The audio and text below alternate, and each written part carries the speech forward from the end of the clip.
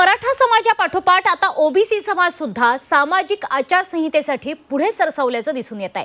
यासाठी चंद्रपूरमध्ये आज विदर्भस्तरीय ओबीसी महिला संमेलन आयोजित करण्यात आलंय। विदर्भात पहिल्यांदाच ओबीसी महिलांचं असं स्वतंत्र अधिवेशन होत आहे। ओबीसी समाजासाठी आदर्श आचारसंहिता तयार करण्याबाबत आज या परिषदेमध्ये चर्चा करण्यात येणार आहे। याचा आढावा घेतला आमचे प्रतिनिधी आशिष अंबाडे यांनी।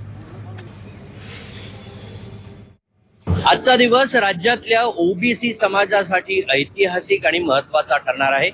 चंद्रपूर शहरातल्या जनता महाविद्यालयाच्या प्रांगणामध्ये ओबीसी महिला अधिवेशन विशेष करून आयोजित करण्यात आलं आहे। अशा पद्धतीने हे महिला अधिवेशन हे राज्याच्या इतिहासातलं पहिलंच ठरणार आहे। हे विदर्भस्तरीय महिला अधिवेशन आहे ओबीसी समाजाचं आणि याच्यामध्ये संपूर्ण ओबीसी समाजाच्या विविध विषयांवर महत्त्वाच्या प्रश्नांवर चर्चा होणार आहे। मुख्य म्हणजे लग्न समारंभ आणि सोहळे याच्यामध्ये जो बडेजाव किंवा श्रीमंती ही दाखवली जाते त्यावर पायबंद घालण्यासाठी म्हणून एक आदर्श आचारसंहिता निर्मिती करण्यासाठीचं मंथन या संपूर्ण अधिवेशनातून होणार आहे।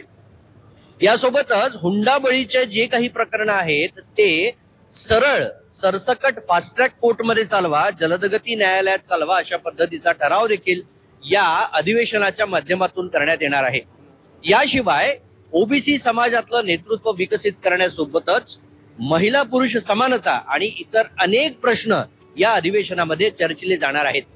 खऱ्या अर्थानं आजचं चंद्रपुरातलं हे अधिवेशन महत्त्वाचं ठरणार आहे आणि याकडे संपूर्ण राज्यातल्या ओबीसी समाजाचं लक्ष लागलंय। आशिष अंबाडे, झी मीडिया, चंद्रपूर।